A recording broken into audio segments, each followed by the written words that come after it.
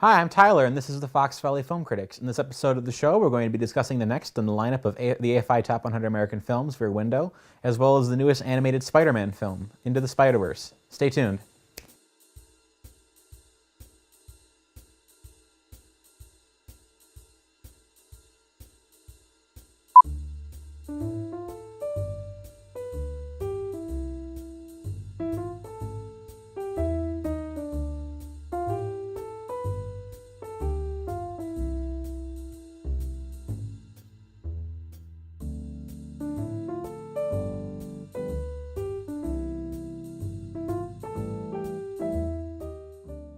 Hello and welcome to the show, brought to you by Groupthink Productions and FVTV. Joining us once again from, I'm assuming, the grave is AJ. Thank you for having me back. Is that what they call South Carolina now? Reborn. South Carolina. Or which I don't remember. Virginia. Oh, this is that area. It's basically the same. Oh, that's sad. They're all the same state. They're all getting hit by hurricanes at one point or another. It's a rough time on the East Coast. And speaking of getting hit by hurricanes, I don't know what that has to do with Rear Window, but Rear Window. I was gonna say, what a transition. Speaking of being in a window watching bad things happen outside. There you go. We made it come around. Yeah, but it only in a very backhanded sort of way. It works. Yeah, Rear Window. So you told me this is your favorite Hitchcock, then? It is indeed. I admit I've only seen a handful. Obviously, he's made 60, 70 films, and I've seen maybe 5 to 7. I haven't counted, so only scraped the barrel, but I've seen most of his considered greats, and to me, Rear Window stands out as my personal favorite. Yeah. So with those old classic directors, they all have such huge filmographies that you're like, you try to watch everything, and it's like then you realize John Ford made 200 feature films in his lifetime, and it's like, oh, I want to watch every Billy Wilder film, and turns out there's like 50 of them, and I'm like, oh no. It's true, they were workhorses back then, but it's incredible that they had so much inspiration to make these films that have stood the test of time. I don't know how much of it's inspiration or how much of it's other people writing the scripts for them. I don't know. I mean, if you're not physically writing the stories, then you can probably get a lot done. That probably benefits you a little. True, but I mean, you look at the directing, especially of Hitchcock. I mean, that can only be him. Yeah, and I think his work probably slowed down a little bit as he went farther along in the process too. So that's absolutely true. Definitely in the 50s, he slowed down into the 60s. There was definitely not as previously he was making 1 or 2 films a year.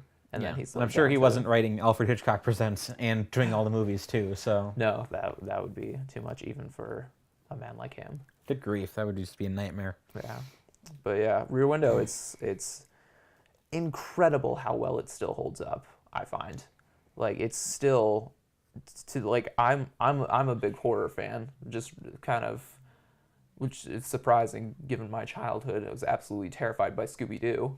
But now, I can, become completely desensitized. But Rear Window from 1954 still gives me the heebie-jeebies. It maintains its intensity and its, just balls to the wall. Have you on the edge of your seat constantly. The last 20 minutes are brilliant filmmaking and a masterclass in how to manipulate your audience, as Alfred Hitchcock proved himself time and time again to be the master of.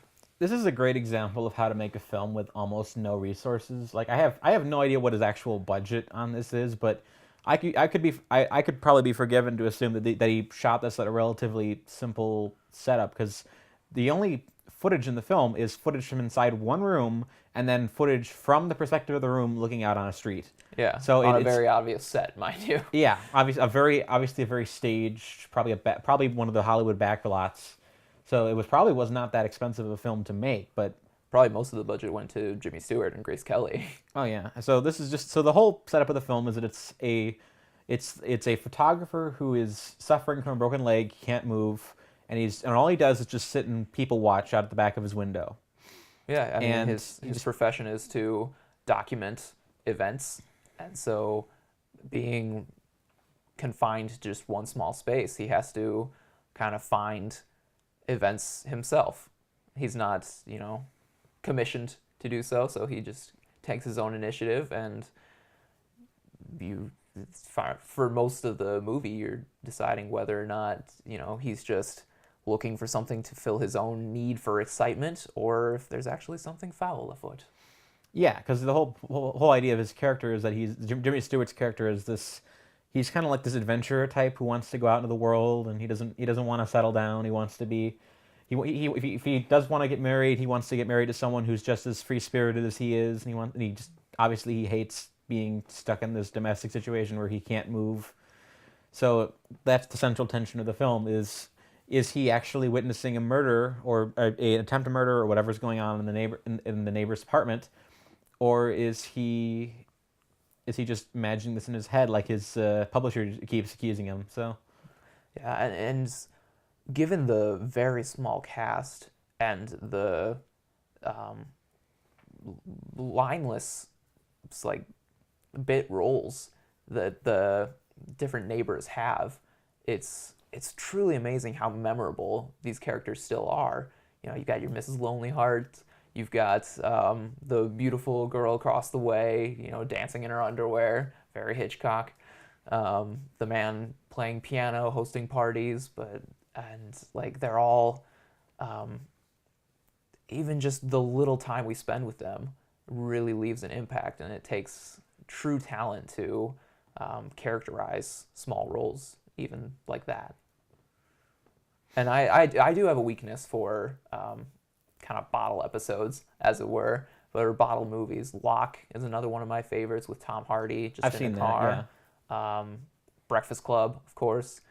There's 12 Angry Men. 12 Angry Men, of course. I mean, there's something to a limited space with just outstanding writing to rely on that really appeals to me.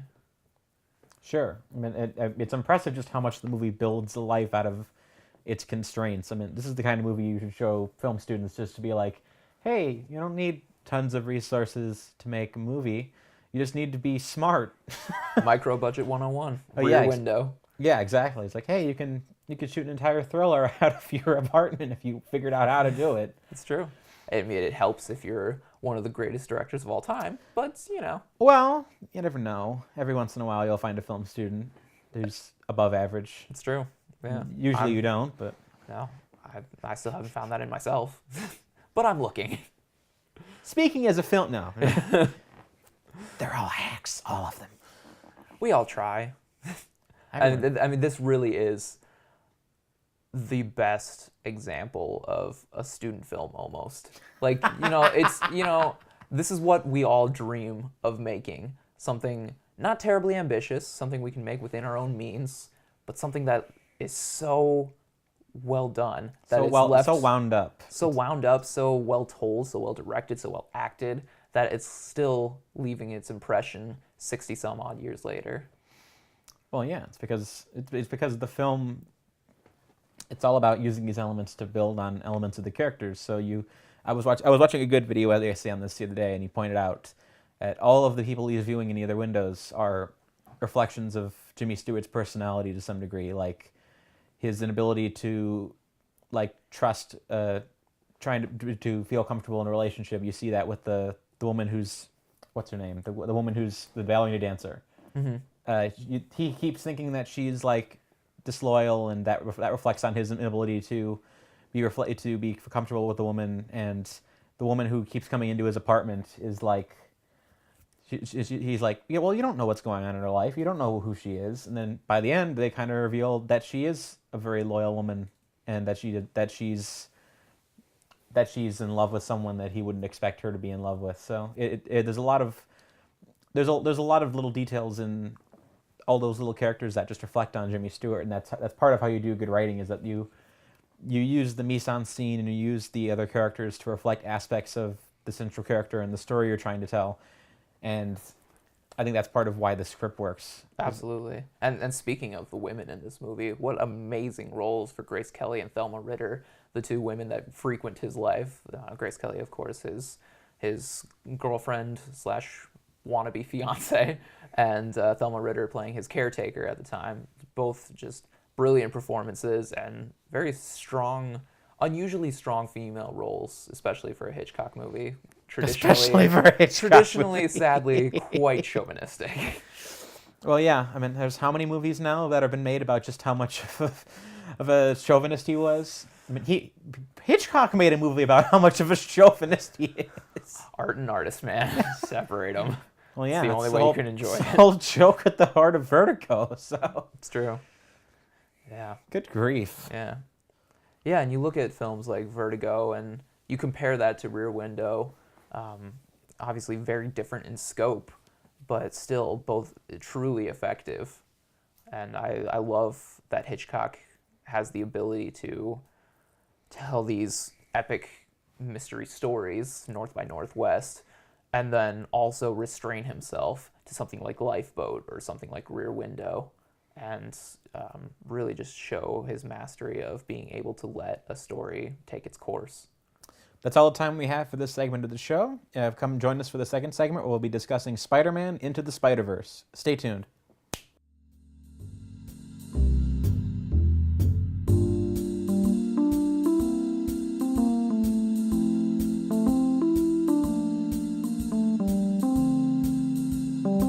Hello and welcome back to the show. So now we get to talk about this movie's surprise animated hit, Spider-Man Into the Spiderverse, which I don't think anyone was expecting to be as good as it is. So I mean, people did go crazy over the trailer. I personally, I try to avoid trailers the best I can. I've been doing that a lot too. Yeah, so. it's I don't know. I find I usually enjoy the movie most when I don't go in with preconceived notions, which I find Exactly. very difficult not to do. But it was very hard. It was difficult to avoid this trailer, as it really did. I think for an animated superhero movie, really did break a lot of ground and gained a lot of attention even before it came out. And then once it came out and everybody saw how incredible it was, like it just gained all the more traction. And now it seems like the superhero movie that everybody's leaving 2018 talking about. Yeah, and thankfully, the movie. I don't want to say thankfully, but I find it amusing that earlier this year everyone was just on the Black Panther train, just like totally, and then by the end of the year, everyone's just like, "Yeah, Spider-Man!" It's fascinating how that was not even 12 months ago. Like, I don't know about you, but that feels like so much longer ago to me when Black Panther came out. It's almost a year now, so. And it has been a fantastic year for superhero movies. If you look Yes at and the no. whole scope of it. There haven't been that many, and then there have been a lot of Venoms, so. Which I've been told by all the fanboys in my life that Venom is a spectacular movie that everyone should watch. So. Oh, absolutely. It's the filmmaker's dream. It's way better than that hack Ryan Johnson's Last Jedi. So it's funny, the same people that hate. We're not going into that again. I want to. Spiderverse. Focus. Thank you. I almost completely derailed there, but yes. Breaking absolutely revolutionary ground with its animation techniques. I know this phrase is tossed around often, but it felt genuinely like a comic book came to life. And even as somebody that really didn't grow up reading comic books, I got into that kind of later in life, it still was magical for me. Yeah, I mean, there are some people, a bunch of like serious critics who are saying like this is their new favorite superhero movie, which is kind of surprising, but that's a long way to go. I mean, it is to me too, because obviously films need a little time to age in order to really get a good sense of where they stand. But this movie is really good. It's easily the best Spider-Man movie we've gotten since 2004, I think. I would agree with that. Yeah, a lot of people go on the Homecoming train. It didn't. It's very okay. It was a good time, but absolutely, I think Spider-Man 2 is still to this day, even given the surplus of superhero movies we've had, like still stands up and is one of the better ones. And to say that Into the Spider-Verse rivals that for best Spider-Man movie, that's high praise. If it is very high praise, in my opinion. Yeah, it is to me too. I mean, I don't. It's gonna take some time for this to age and work things out. I mean, obviously this is from the guys who made the Lego movie, or at least the screenwriters of it, at least. Right. Well, yeah. You can sense their touch. There were a few screenwriters, there were a few directors, but I think primarily they left their producerial mark on it. That was the first red flag for me when I saw it. Like usually when a movie comes out that has like 4 or 5 screenwriters, that you're in for a rough time. But this one broke the mold. yeah, I mean, this is like the first film since Wizard of Oz that have 10 screenwriters and works. So I was thinking, yeah, that or Gone with the Wind. yeah, exactly. Both like, yeah. Is it too soon to say that Lord and Miller are the new Victor Fleming? Maybe, I don't know. Maybe that's a stretch, but That's they're completely different yeah. artists. I would say this has a lot in common with Lego Batman. At least it's got the whole pulpy let's play with every single iteration of the character in one movie thing going on. Although I think this handles it a little better by doing like alternate dimensions, whereas Lego Batman, the whole joke was just that it's a Lego Batman, so you can just fit the chronology of every single Batman movie into this and pretend it all fits into a single narrative. Right. Yeah, it's obviously has Lord and Miller's quintessential meta humor just draped throughout it, and for anybody that's been paying attention at all, like there's some very fun jokes in there. And what I really loved about the movie is, yes, it was absolutely hilarious and some fantastic voice performances, but the story was there, and the jokes only served to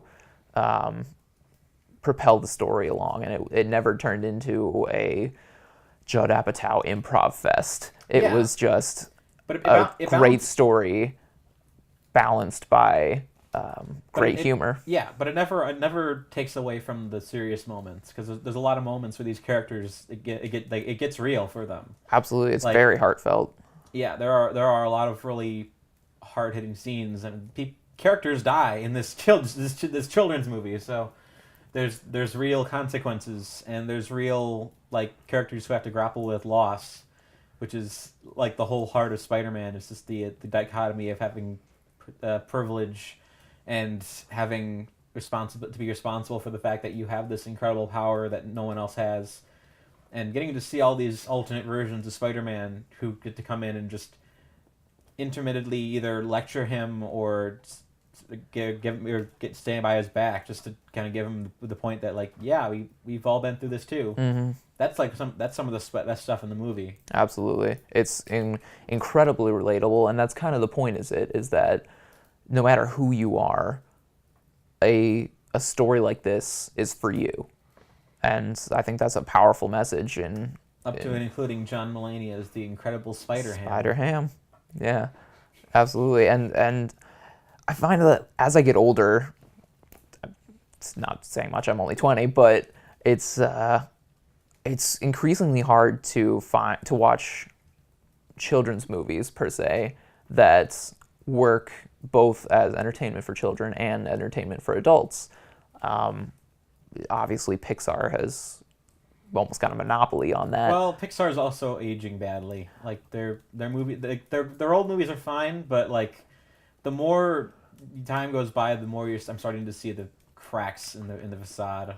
I tend to agree, but still, if you compare it to other things that are coming out, but you get a movie like Into the Spiderverse that is, action-packed, entertaining, so well-paced. This movie was better than both the Disney and the Pixar film that came out this year, so...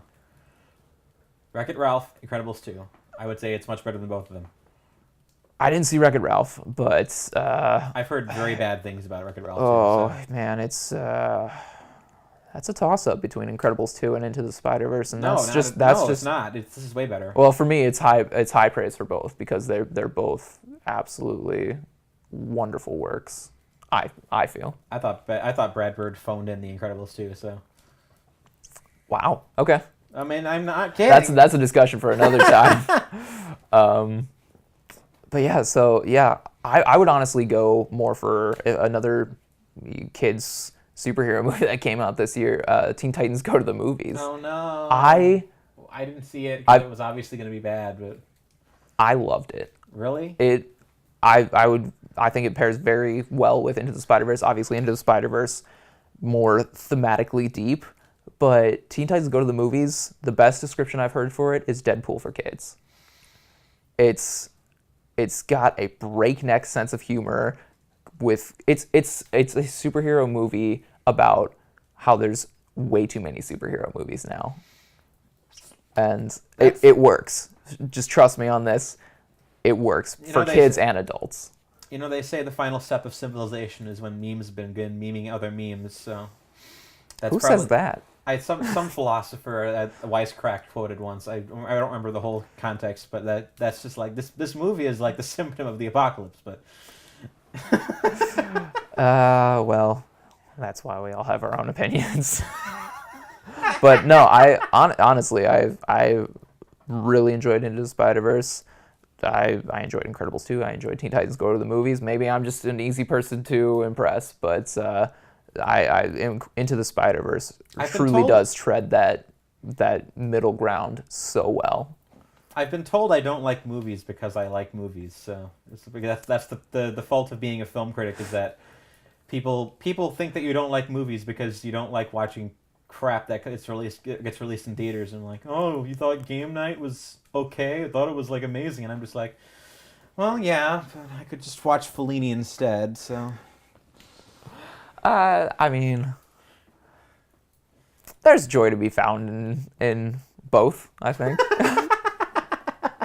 I don't know. Maybe I loved Into the Spiderverse. So Into the Spiderverse was fantastic, and like I said before, amazing voice performances. Shameik Moore as Miles Morales. Jake Johnson was great as Peter Parker. Haley Steinfeld as Spider-Gwen. Some really big names in here, and they all really brought it. Is Haley Steinfeld the Age of 17 girl? Yes, Bumblebee as well. Pitch Perfect. That's cool. I'm glad she's getting work. Yeah. She's really a very talented young actress, and I'm glad to see her getting work like this, where she can really shine, even with just her voice, really bring a lot of depth and heart to a character. We didn't talk about the best vocal performance in the film, Nicolas Cage's Spider-Noir. So I almost want to keep that a secret for people because it's so brilliant. That's all the time we have for this segment. Join us for the following segment. We'll be just getting his movie recommendation for the week. Stay tuned.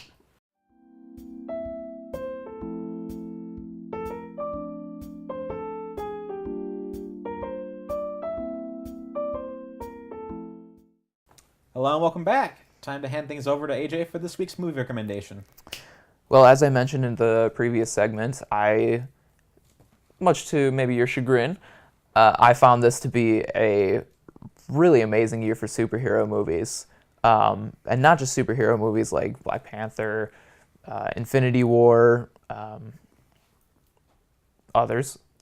Those are probably the peaks. But Ant-Man specifically animated superhero movies, I think it's been a banner year for. The DC animated universe has put out some great things. Obviously, Into the Spiderverse. I was a big fan of Incredibles 2. Teen Titans Go to the Movies was a fantastic time. But I'm going to choose one that got a little bit of recognition, but I don't think got nearly enough as it deserved. Batman Gotham by Gaslight. It's an animated Batman movie taking place in Victorian England. And it's, alternate universe. I think it's probably based on a comic book graphic novel storyline. And I just thoroughly enjoyed the way they integrated the lore of Batman into a completely different time period to give you really a completely new experience that I've, in the vast array of Batman stories that have been put on screen and on paper, like this truly felt unique to me, and I really enjoyed it and recommend it to anybody that's either a Batman fan or just an animation fan. Okay, I haven't seen that. My only problem with your idea of this year being a great year for superhero movies is just that this year's been so inconsistent. I mean, there have been a couple of highlights, like you said, but there's also been a lot of bad stuff. Like I tend to rate things by its peaks. And I think this year's peaks have been out exceptional. Well, to me, last year was one of the best years for movies I've ever experienced. And it was just because the it's not that everything was perfect. And I actually had a really hard time last year figuring out what my favorite film was that year. But I just enjoyed the fact that everything I was seeing was above average. So even if I didn't love something, I enjoyed the fact that everything was baseline good. So we got Logan, Wonder Woman, Guardians of the Galaxy 3, Thor Ragnarok, Dude. and Guardians of the Galaxy 2. Yeah, and Spider-Man. So we got all those movies in one year. Yeah. Plus, did we get a DC movie last year? Oh yeah, we got Justice League for some reason, And Wonder Woman. yeah, I forgot about. Everyone forgot about Justice League. So. Yeah, I mean they were fine. But that Obviously, was like the obviously low point, Logan being the peak, I think, of that year. But yeah, it really was a great year for movies last year, I think. But if you narrow it down to just superhero movies, I personally feel like this year has been a better year. Maybe not as consistently, but I think it's best to have a better chance of leaving historical print. Gosh, I'm getting old quickly. That's all the time we have for this episode of the show. You can find past recordings of the show at the Groupthink Productions YouTube page. You can follow me on Twitter at AntisocialCriti, that's critic without the C at the end. And you can find my written reviews at Geeks Under Grace and Legal Insurrection. I'm Tyler with the Fox Valley Film Critics. Have a wonderful day, and have a happy new year.